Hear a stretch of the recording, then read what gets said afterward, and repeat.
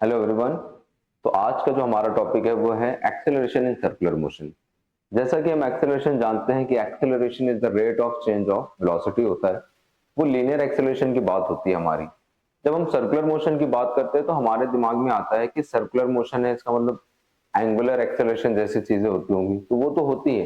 तो इस टॉपिक से पहले कुछ बातें ये करना चाहता हूं कि आपको पता होगा कि एक्सेलरेशन जो होता है, linear acceleration, that is DV by D होता है ना। इन जनरल जो हम लीनियर एक्सेलरेशन की बात करते हैं, और अगर हम एंगुलर एक्सेलरेशन की बात करें तो वो होता है अल्फा। अल्फा होता है D omega by D T, है ना, जहां पर omega is the angular velocity and alpha is the angular acceleration.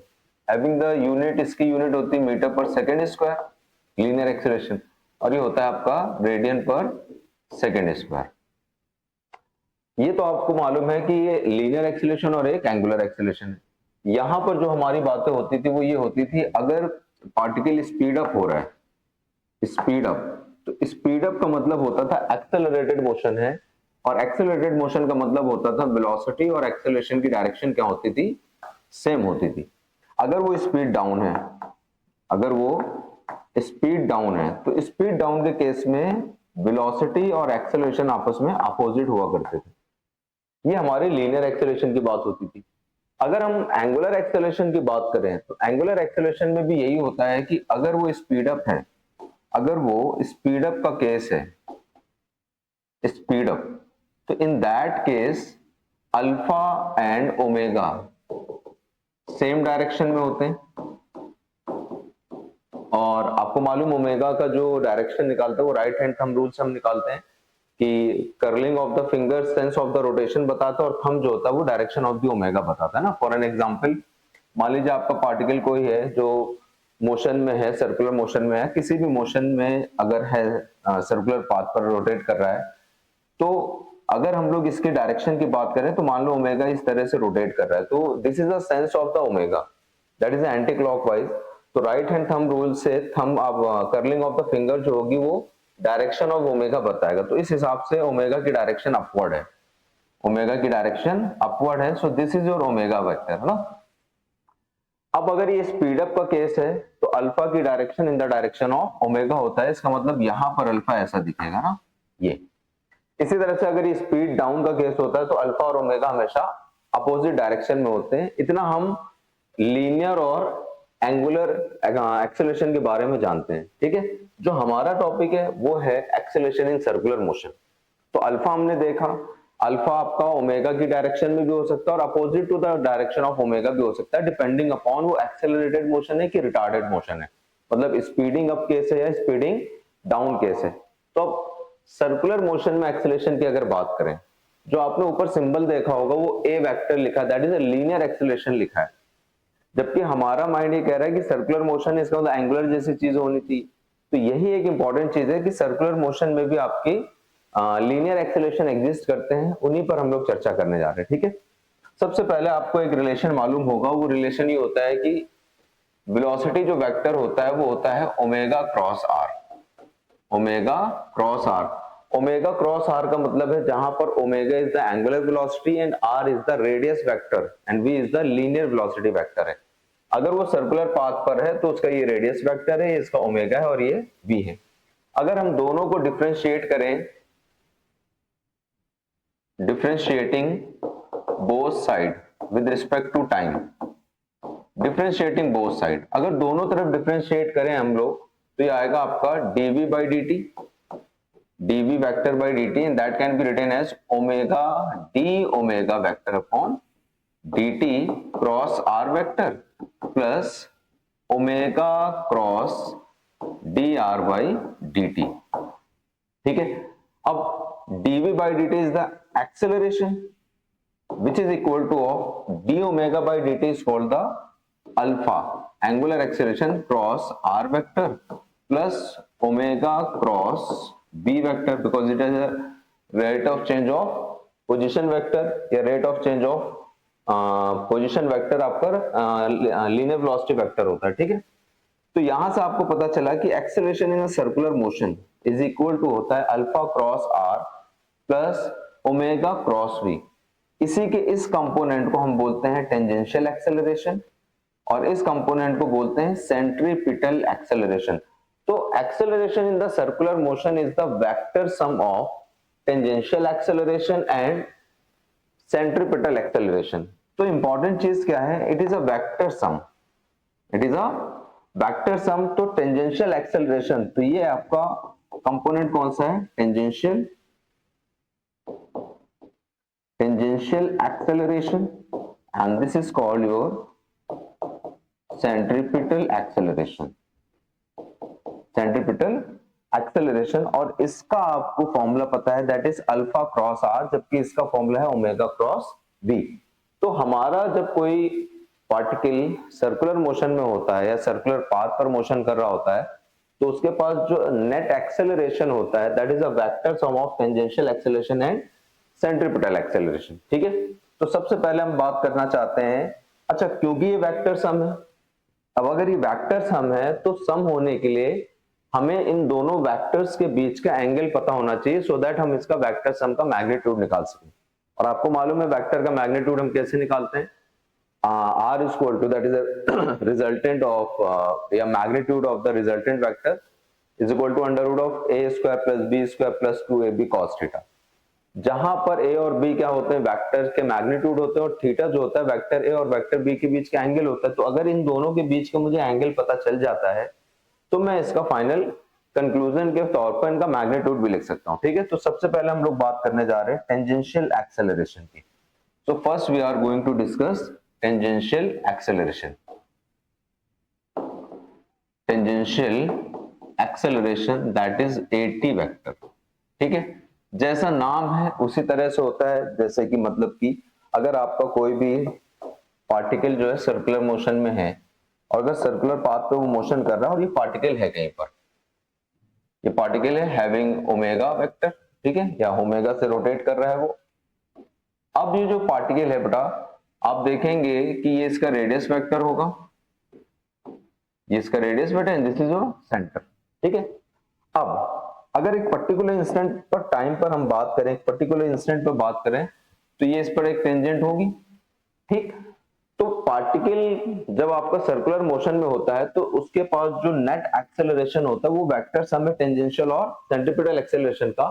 तो जो टेंजेंशियल कंपोनेंट है या टेंजेंशियल एक्सेलरेशन जो है वो हमेशा टेंजेंट की डायरेक्शन में होता है। इसका मतलब ये जो पाथ घूम रहा है, ये जो पार्टिकल घूम रहा है, इसका मतलब इसका जो पाथ, इसका जो एक्सेलरेशन है टेंजेंशियल एक्सेलरेशन, वो या तो इस डायरेक्शन में होगा या फिर इस डायरेक्शन में होगा टेंजेंशियल। तो भी डिपेंड करता है कि एटी किस तरफ होगा। इतना तो पता है कि eighty is always in the direction of along the tangent, हमेशा टेंजेंट के अलोंग होता है। दूसरी चीज, टेंजेंशियल एक्सेलरेशन केवल और केवल स्पीड चेंज करता है, केवल और केवल स्पीड चेंज करता है। अब एक आपको मैं बात बता दूं, सर्कुलर मोशन में वेलोसिटी तो हमेशा वेरिएबल है, चाहे दुनिया का वो कोई भी सर्कुलर मोशन हो, चाहे वो यूनिफॉर्म सर्कुलर मोशन हो या फिर नॉन यूनिफॉर्म सर्कुलर मोशन हो, वेलोसिटी वेक्टर हमेशा क्या होता है, उसका वेरिएबल होता है। स्पीड कांस्टेंट भी हो सकती है और वेरिएबल भी हो सकती है। फिलहाल टेंजेंशियल एक्सेलरेशन की जिम्मेदारी है स्पीड को चेंज करना, या स्पीड अप करना या स्पीड डाउन करना। अगर टेंजेंशियल एक्सेलरेशन नहीं है पिक्चर में तो इसका मतलब वहां पर स्पीड में कोई भी चेंज नहीं होगा, लेकिन वेलोसिटी हमेशा वेरिएबल होती है। इसीलिए कहा जाता है कि circular motion is accelerated motion, always accelerated motion, whether it is UCM और नॉन यूसीएम, मतलब यूनिफॉर्म सर्कुलर मोशन हो या नॉन यूनिफॉर्म सर्कुलर मोशन हो। तो tangential acceleration always act along the tangent, ये हमेशा केवल स्पीड चेंज करता है, स्पीड चेंज। ठीक है, या सिंपल लिख स्पीड चेंज ओनली। ठीक, अब इसका कंपोनेंट आपको पता है और इसका आपको एरिया वेक्टर फॉर्म का फॉर्मूला पता है कि AT vector is equal to alpha cross R होता है, अल्फा क्रॉस आर होता है। तो इसका मैग्नीट्यूड फॉर्म में लिख सकता हूं, दैट इज अल्फा आर। क्योंकि ये स्पीड चेंज करता है, वेलोसिटी का लेना देना नहीं है, वेलोसिटी तो हमेशा वेरिएबल है, इसका लेना देना स्पीड से, इसलिए इसको मैं एक और फॉर्मेट में हम लोग लिख सकते हैं, that is d v, d v नहीं बेटा, d mod of v divided by dt। इसका मतलब it is a rate of change of speed बात करेंगे तो इसके पास दो फॉर्मूले हुए, कौन से, AT that is alpha r या फिर dv by dt, not dv vector by dt, ठीक है। तो ये हमारा एक स्टैंडर्ड फॉर्मूला जनरेट हुआ है और ये स्टैंडर्ड फॉर्मूला हमारा यूज होगा फर्दर क्वेश्चंस को सॉल्व करने के लिए। तो हमारे पास tangential acceleration alpha into R which is equal to of dv by dt, जहां पर v इज द स्पीड। तो इसका लेना देना केवल और केवल स्पीड को चेंज करने से, ठीक है। अब बात करते हैं इसकी डायरेक्शन तय कैसे होगी, AT किस तरफ होगा। तो आते हैं इस पर हम लोग। मान लीजिए आपके पास कोई पार्टिकल है which is in circular motion, which is in circular motion, let this is your particle जो कि सर्कुलर मोशन में है, ठीक है। अब मान लीजिए ये पर्टिकुलर अगर सर्कुलर मोशन में है तो इसका अपना ओमेगा होगा, मान लो ओमेगा आपके पास इस डायरेक्शन में मूव कर रहा है, दिस इज योर ओमेगा, ठीक है। अगर ओमेगा इस तरह है तो बेटा ये डायरेक्शन ऑफ ओमेगा क्या आएगी, अपवर्ड आएगी। तो डायरेक्शन ऑफ ओमेगा तो हो गई अपवर्ड, तो ये है एक्सिस ऑफ रोटेशन। और डायरेक्शन ऑफ ओमेगा की अगर हम बात करें तो डायरेक्शन ऑफ ओमेगा हमें पता चल गई, तो डायरेक्शन ऑफ ओमेगा हमारी ये होगी, that is your omega vector, है ना। अब हम बात करते हैं अगर ये केस स्पीड अप का केस हो, किसका हो, स्पीड अप। लेकिन उससे पहले मैं आपसे बात करना चाह रहा हूं कि पार्टिकल मान लीजिए यहां कहीं पे बच्चों, let the particle is right now at this position, ठीक है। तो मुझे टेंजेंशियल एक्सीलरेशन शो करना है, तो इसका मतलब मुझे सबसे पहले इस पॉइंट पर टेंजेंट ड्रॉ करनी पड़ेगी, this is the tangent on that particle, ठीक है। अब हम बात करते हैं, ओमेगा वेक्टर हमने निकाल लिया due to by the sense of omega, और ओमेगा इज अपवर्ड। अब अगर मैं लिख दूं यहां पर कि it is a case of speed up, ये केस कौन सा है, स्पीड अप का केस हो, अगर ये स्पीड अप का केस है तो बेटा ऑब्वियसली हमेशा ओमेगा और अल्फा सेम डायरेक्शन में होंगे और AT और V हमेशा सेम डायरेक्शन में होंगे। सबसे पहले आप बात बताएं, ये ओमेगा है, अगर ये ओमेगा ऐसे घूम रहा है तो इसका मतलब इसका वेलोसिटी वेक्टर इधर होगा, जैसे मैंने आपसे बोला है कि ओमेगा घूम रहा है। अगर ये ओमेगा घूम रहा है तो बेटा in the sense of omega velocity होती है और हमेशा टेंजेंट डायरेक्शन में होती है वेलोसिटी, इसका मतलब ये हुआ इसका वेलोसिटी वेक्टर यहां पर, है ना। तो इसी तरह से अगर इसका वेलोसिटी वेक्टर मैं बनाऊं तो ये यहां होगा वेलोसिटी वेक्टर, तो this is your velocity vector, ठीक है। हाँ, अब सुनिए ध्यान से, दो चीजें होती हैं, एक V और एक ओमेगा, एक को डील करता है अल्फा और एक को डील करता है AT, मतलब टेंजेंशियल एक्सीलरेशन। अगर स्पीड अप का केस है तो alpha and omega same direction में होंगे, ये तो मैंने आपको अभी बताया। अब बात करते हैं AT की। अब ये AT ऊपर भी हो सकता था, नीचे भी हो सकता है, ये तय होता है बेटा स्पीड अप और स्पीड डाउन से। अगर हमारा केस स्पीड अप का है तो इसका मतलब V और AT सेम डायरेक्शन में होंगे, V और AT क्या होंगे, सेम डायरेक्शन में होंगे। इसका मतलब इस केस में हमारे पास इसी के डायरेक्शन में क्या होगा, AT होगा और ओमेगा की डायरेक्शन में क्या होगा, अल्फा होगा। So this is the speed up case and this is how to deal with the AT। In the same sense अगर ये बच्चों कैसा होता है, हमारा स्पीड डाउन का केस होता, if it is a case of speed down.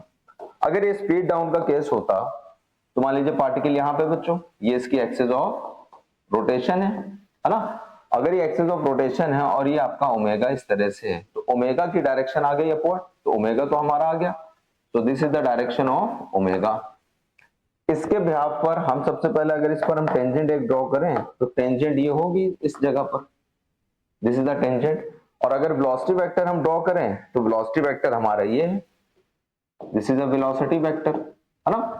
अब क्योंकि ये स्पीड डाउन है, अगर हमारा if it is a case of speed down, if it is a case of speed down, तो स्पीड डाउन के केस में बेटा alpha and omega opposite direction में होंगे और V एंड AT जो हैं वो भी अपोजिट डायरेक्शन में होंगे, क्लियर है। अब बात करते हैं, अगर V इस डायरेक्शन में है तो बेटा ये क्या होगा, हमारा AT होगा, और अगर ओमेगा अपवर्ड डायरेक्शन में है तो अल्फा डाउनवर्ड डायरेक्शन में होगा। इस तरह से हम डायरेक्शन को डिसाइड करते हैं। तो कंक्लूड करता हूं बेटा टेंजेंशियल एक्सेलरेशन को, टेंजेंशियल एक्सेलरेशन जो होता है हमेशा टेंजेंट के अलोंग होता है, वो वेलोसिटी की डायरेक्शन में हो भी सकता है या उसके अपोजिट भी हो सकता है, depending upon it is whether it is speeding up और स्पीडिंग डाउन केस, मतलब एक्सेलरेटेड है कि रिटार्डेड मोशन हो रहा है, ठीक है। इसका जो मैग्नीट्यूड होता है वो बटा अल्फा आर होता है, जिसको हम डीवी बाई डी भी लिखते हैं। और अगर ये स्पीड अप का केस है तो वेलोसिटी वेक्टर और टेंजेंशियल एक्सेलरेशन जो होंगे दोनों सेम डायरेक्शन में होंगे। अगर स्पीड डाउन का केस है तो दोनों हमेशा अपोजिट डायरेक्शन में होंगे। तो ये बात हुई हमारी टेंजेंशियल एक्सेलरेशन की। नेक्स्ट आते हैं बेटा हम लोग, तो इसकी डायरेक्शन तो हमें पता चल गई, always in the along the tangent. अब आप बात करते हैं सेंट्रीपिटल एक्सेलरेशन की। तो अब आते हैं बेटा हम लोग सेंट्रीपिटल एक्सेलरेशन जो सेकंड हमारा, सेंट्रीपिटल एक्सेलरेशन। सेंट्रीपिटल एक्सेलरेशन जो है हमारा वो AC है। अब उसका काम था केवल स्पीड चेंज करना और इसका केवल काम है डायरेक्शन चेंज करना, डायरेक्शन चेंज ओनली। ये केवल डायरेक्शन चेंज करता है बच्चों, ठीक है। इसका काम केवल क्या है, डायरेक्शन को चेंज करना, ठीक। अब अच्छा पीछे अगर हम लोग बात करें इस टॉपिक पर तो इसका मतलब अल्फा का काम तो स्पीड को चेंज करना केवल। दैट मीन्स ओवरऑल कंक्लूजन ये आएगा मेरे पास कि अगर अब आगे मैं अगर कंक्लूड करूं, इफ अल्फा 0 तो बेटा 80 0, अगर 80 0 तो ओमेगा क्या हो गया, कांस्टेंट या v constant, omega constant to v constant. अगर ओमेगा कांस्टेंट हो गया या v कांस्टेंट हो गया तो ये यूनिफॉर्म सर्कुलर मोशन हो जाएगा। तो इसका मतलब 80 नहीं है उसके बाद भी मोशन सर्कुलर मोशन है कि नहीं, लेकिन वो कैसा हो जाएगा, यूनिफॉर्म सर्कुलर मोशन हो जाएगा। तो यहां से एक बात तो प्रूफ हो रही है कि 80 की वजह से सर्कुलर मोशन नहीं हो रहा है। सर्कुलर मोशन का कॉज तो कोई और है, इसका मतलब it is not a necessary part of the circular motion. ये हो भी सकता है और नहीं भी हो सकता है। अगर नहीं है 80, अगर नहीं है इसका मतलब वो यूनिफॉर्म सर्कुलर मोशन है, स्पीड में कोई चेंज नहीं होगा। अब हम जब सेंट्रीपिटल एक्सेलरेशन की बात कर रहे होते हैं तो आप ध्यान से सुने, by nature without any external disturbance every particle wants to move in a straight line. हमेशा पार्टिकल स्ट्रेट लाइन में जाना चाहता है, और अगर आप इसको सर्कुलर मोशन में लाना चाहते हैं तो इस पार्टिकल को आपको लगातार डायरेक्शन चेंज करनी पड़ेगी, एक बार की बार बार, एक बार नहीं बार बार। क्योंकि अगर आपने एक बार चेंज करा और आपने इसकी डायरेक्शन चेंज करके यहां डायरेक्शन चेंज करने का कॉज हटा दिया अगर, तो यहां से फिर ये स्ट्रेट लाइन में भाग जाएगा। तो इसका क्या मतलब हुआ कि अगर आपको सर्कुलर मोशन में किसी चीज को चलाना है तो सर्कुलर मोशन के केस में लगातार डायरेक्शन चेंज होनी चाहिए, और लगातार डायरेक्शन अगर चेंज होनी है तो लगातार सेंट्रीपिटल एक्सेलरेशन होना चाहिए। इसका मतलब बिना सेंट्रीपिटल एक्सेलरेशन के सर्कुलर मोशन संभव नहीं है। तो centripetal acceleration is a necessary part of the circular motion. चाहे वो दुनिया का किसी भी तरह का सर्कुलर मोशन हो, it is a necessary part of the circular motion. तो सेंट्रीपिटल एक्सेलरेशन इसका मतलब क्या होगा, it is a necessary part, it is a necessary acceleration for the circular motion। अब इसकी डायरेक्शन की अगर मैं बात करूं तो इसकी डायरेक्शन की बात कर लेते हैं। इसकी डायरेक्शन हमेशा रेडियस वेक्टर के अपोजिट होती है, रेडियस वेक्टर के हमेशा अपोजिट, या ये बोल रहे हैं कि it is always radially inward, radial inward, radially inward that is opposite to the direction या opposite to the radius vector, ठीक है।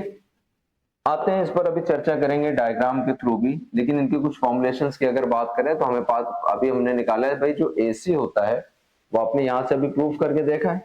तो AC जो होता है वो हमारा तो omega into omega cross V। तो AC वेक्टर जो होता है वो हमारा होता है ओमेगा क्रॉस V वेक्टर। तो अगर मैं मैग्नीट्यूड की बात करूं बच्चों, मैग्नीट्यूड की, तो AC का मैग्नीट्यूड हो जाएगा ओमेगा इंटू V, या इसी को मैं लिख सकता हूं V स्क्वायर बाई R, क्योंकि V equal to omega R होता है हमारा। तो या तो इसको V स्क्वायर बाई R लिख लूं या फिर आप इसको ओमेगा के फॉर्मेट में लिख सकते हैं, ठीक है। तो AC हमारा हो गया V स्क्वायर बाई R, या इसी को आप ओमेगा के फॉर्मेट में भी लिख सकते हैं। यहां तक बात समझ में आ गई। अब आते बेटा इसके पिक्चोरियल फॉर्म में कि ये दिखने में कैसा है। तो अब आप देखें यहाँ पर, ये हमारा कोई एक पार्टिकल है जो सर्कुलर मोशन में है और फिलहाल वो यहां कहीं पर है, फिलहाल वो यहां कहीं पर है, और this is the axis of rotation, this is the axis of rotation of the particle. अब आते हैं बेटा सबसे पहले हम बात करेंगे कि पोजीशन वेक्टर अगर बनाई जाए, इस पार्टिकल की पोजीशन वेक्टर, और ये कुछ इस तरह से रोटेट कर रहा है, this is the sense of omega. तो ये centre of axis of rotation है, ये हमारी रेडियस वेक्टर हुआ, this is called your radius vector. Radius vector is always radially outward, और आपको मालूम है ना ये एंगल तो हमेशा 90 बन रहा होगा फिलहाल। अब जो आपका सेंट्रीपिटल एक्सेलरेशन होता है उसकी डायरेक्शन क्या होती है बच्चों? उसकी जो डायरेक्शन होती है वो रेडियली इनवर्ड होती है, radially inward. So this is your AC vector, this is your AC vector. तो AC vector is always towards the centre या फिर opposite to the radius vector होता है, ये हमेशा आपको याद रखना है, ठीक है।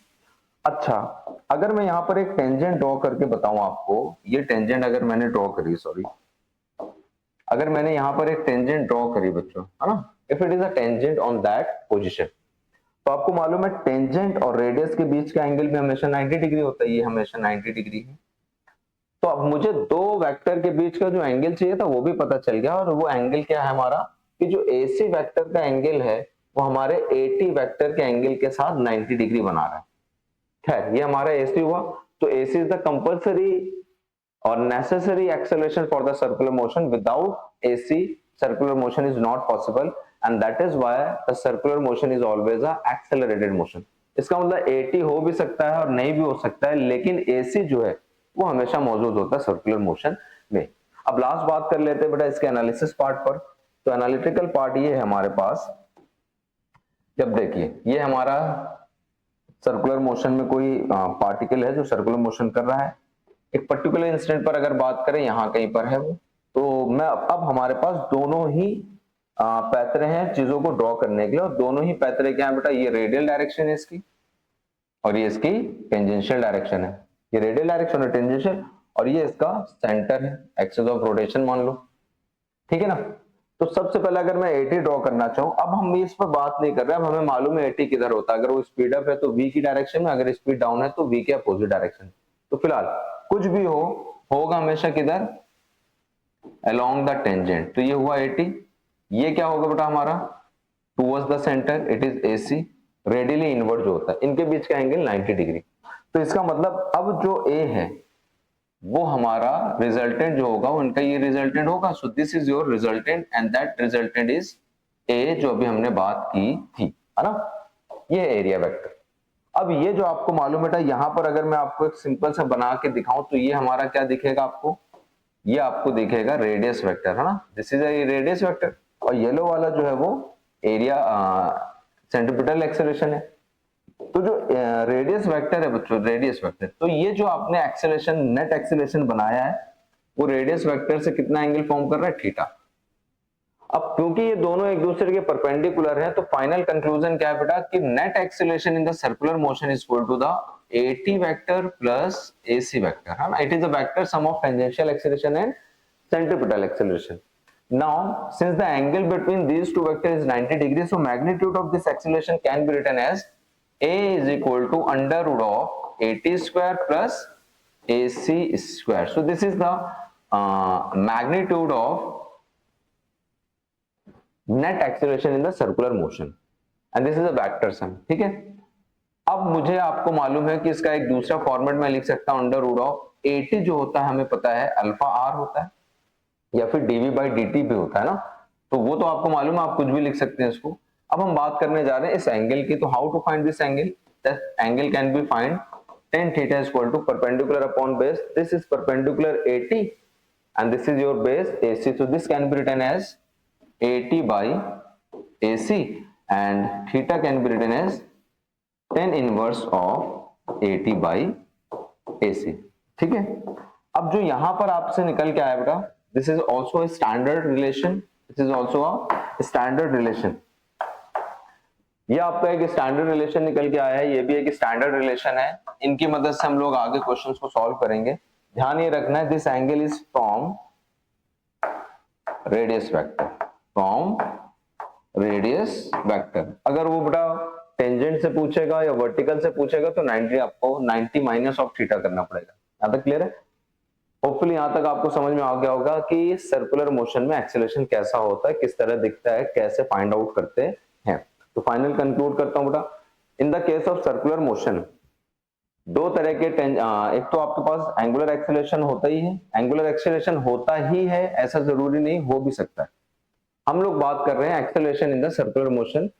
तो net acceleration in the circular motion is the resultant of, या it is the vector sum of tangential acceleration and centripetal acceleration, or tangential acceleration is always acting along the tangent and centripetal acceleration is always towards the center or radially inward, and the angle between these two acceleration is 90 degree always.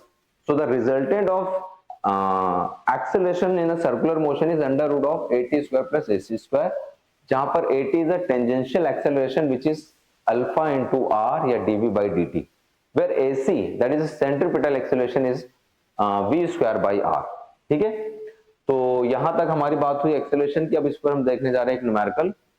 देखिए, एक question है आपके पास, a particle is moving on a circle of radius 2 metre with speed 4t metre per second. ठीक है, the most important point कि हम अपने पहले चैप्टर में एंटर करें और अपने चैप्टर में अपने टॉपिक पर एंटर करें। तो यहां से दिख गया कि हमारा टॉपिक डिसाइड हो गया, that is circular motion.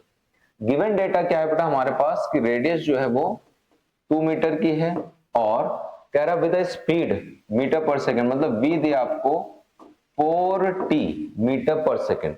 Because it is a function of time, it means this v is variable, it means it is a variable, it means it is a variable। और आपको confirm मालूम है बच्चों, क्योंकि अगर ये वेरिएबल हुआ तो वेरिएबल होने की वजह से तो at होगा ही होगा ना, क्योंकि स्पीड को चेंज करने का काम at का होता है, तो at तो है पिक्चर में, ऑब्वियसली है। अब आते हैं आगे, find the magnitude of its acceleration and angle made by the acceleration from the radius at the instant t is equal to 1 second। ठीक है, तो कौन सा एक्सेलरेशन नहीं पता है, तो इसका नेट एक्सेलरेशन पूछा जा रहा है। तो आपको ये मालूम है कि जो नेट एक्सेलरेशन होता है आपसे ए पूछा गया, और ए आपको मालूम है under root of at square plus ac square. अब आपको इसमें भी मालूम है कि सर्कुलर मोशन है तो ac तो होगा ही होगा, तो ac तो होगा ही होगा। बात होती at की, at है कि नहीं है ये कैसे पता चलता है कि अगर स्पीड वेरिएबल है बेटा तो हमारा at होगा, अदरवाइज at नहीं होगा। तो अब हमें समझ में आ गया, हमें at चाहिए और ac भी चाहिए, at है और ac भी चाहिए। तो सबसे पहले हम at का कैलकुलेशन करेंगे। अब आपको मालूम है at क्या होता है बेटा, at के हमारे पास दो हैं फॉर्मूले, अल्फा r या फिर dv by dt। अब यहाँ पर बेटा अल्फा जैसे कोई चीज तो है नहीं, तो हम कौन सा फॉर्मूला यूज करेंगे, dv by dt का। सो this is your dv by dt, और dv by dt मतलब d by dt 4t। अब आपका ये जो फॉर्मूला हो जाएगा, मतलब डिफरेंशिएट होगी, कितना बचेगा 4 मीटर पर सेकेंड स्क्वायर। अब यहाँ पर देखिए 4 मीटर पर सेकेंड स्क्वायर आ गया, तो ये फंक्शन ऑफ टाइम तो आया नहीं, इसका मतलब t बराबर 1 पर पूछे, t बराबर 10 सेकेंड पर पूछे, तो 80 तुम्हारा 4 है। अब आते हैं AC पर। AC क्या होता है बेटा, हमारा AC होता है v स्क्वायर बाई r। अब v की वैल्यू हमारी 4t है, तो 4t का होल स्क्वायर अपॉन r हो जाएगा। सो this is your 16 t square upon r is 2 meter, so this is your 2 and cancel out 8, so this is your 8 t square। ये तो टाइम डिपेंडेंट आया, इसलिए at t is equal to 1 second पर, तो t is equal to 1 second पर आप 80 निकालेंगे, sorry AC निकालेंगे, तो AC will be equal to of 8 into 1 का whole square. So this is your 8 metre per second square. ये दोनों आ गए। Now we can find the value of acceleration. So the value of acceleration will be a is equal to under root of at square plus ac square, that can be written as under root of at is 4 square plus 8 square, 4 square plus 8 square। This is your 16, this is your 64, so this is your 80, so a is equal to root 80, so this can be written as 4 root 5 metre per second square, है ना। 80 है तो 16 पंजे 80 हो जाएगा, 16 into 5 तो 4, हाँ ठीक है, 4 root 5। तो this is your final answer जो आपसे पूछा गया। आते हैं नेक्स्ट पार्ट बेटा। नेक्स्ट पार्ट पे आपसे कह रहा है कि find the angle of acceleration from radius vector. तो जो हम निकालते हैं भाई आपका रेडियस वेक्टर के साथ होता है। So this can be written as tan theta. Tan theta can be written as 80 by AC, and that 80 is nothing but 80 is equal to of 80 कितना था बेटा हमारा 4, and AC is 8, so this is 1 by 2. So the angle of acceleration with the radius vector is equal to tan inverse of 1 by 2. So this is your final answer, second part. ठीक है, आते हैं अगले question पे बेटा. Next, अगले question में क्या कह रहा है, particle is moving in a circle of radius r. ठीक है भाई, सर्कुलर मोशन है ये. गिवन डेटा क्या है बेटा, रेडियस आपको दी है r equal to r. It's centripetal acceleration, centripetal acceleration आपको गिवन है AC is equal to k square r t square where k is constant. Find the speed time relation. Okay, find the tangential acceleration. Third, magnitude of acceleration. Fourth, angle made by acceleration. मतलब ठीक है सारी चीजें. तो start करते हैं. जो given data बेटा आपके पास, आपसे सबसे पहले उसने दिया है AC is k square r t square. ठीक है, सबसे पहले हम बात कर रहे हैं पहले पार्ट की. तो पहले पार्ट का कैलकुलेशंस में आपको मालूम है centripetal acceleration is equal to v square by r होता है. So this can be written as k r t square. ठीक है, तो v स्क्वायर can be written as k square, r इधर मल्टीप्लाई होगा r स्क्वायर इनटू t स्क्वायर. Therefore v is equal to k r t. ठीक है, ये आपका पहला answer. This is the relation between speed and time, speed and time. तो यहां से पता चला v is directly proportional to t. Relation अगर आपको लिखना है तो that can be written as कि भाई हाँ ये क्या हुआ सर, ये हुआ लीनियर रिलेशन है. ऐसा है लीनियर, क्योंकि t की पावर कितना बेटा 1 है. आते हैं सेकंड पार्ट पर. सेकंड पार्ट कह रहा है कि इसका AT बताइए. ठीक है बेटा, AT क्या होता है हमारा, AT होता है अल्फा इंटू आर या फिर dv बाई dt. तो dv बाई dt यूज कर लें. अब dv बाई dt जो बेटा आपका देखो v निकल के आया kRt, तो यहाँ वैल्यू पुट कर दो. So this can be written as d by dt into v की वैल्यू हमारी निकली kRt. kRt. तो जब इसको डिफरेंशिएट करेंगे तो you will get AT is equal to kr. So this is your AT. ठीक है, नाउ पॉइंट नंबर 3 कह रहा है कि मैग्नीट्यूड ऑफ एक्सेलरेशन बताइए. मतलब आपसे पूछ रहा है A बताइए. तो A क्या होता है बेटा हमारा under root of AT square plus AC square. दोनों ही एक्सेलरेशन मौजूद है, AT भी और AC भी, तो इसका resultant AT square plus AC square होगा रूट में. So A can be written as under root of AT. AT is kr square plus AC. AC is this value. So this is your k square r t square का whole square. ठीक है. Now I have to solve it. So A is under root of k square r square plus k power 4 r square t power 4. तो कुछ common ले सकते हैं तो common ले लें. तो a इक्वल टू के आर बाहर आ जाएगा, तो अंडर रूट बचेगा आपका यहाँ पर 1 प्लस यहाँ से आपने उठाया के स्क्वायर और यहाँ से उठाया आपने आर स्क्वायर, तो आर स्क्वायर हट गया तो ये बचा के स्क्वायर एंड टी की power 4. So this is the answer resultant acceleration. ठीक है, so this is your answer. Now come to the fourth and last point.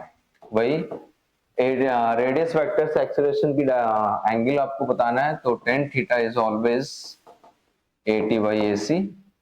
अगर वो रेडियस वेक्टर से पूछता है तो AC की वैल्यू आपको, AT की वैल्यू आपको पता है, that is KR. So this is your KR and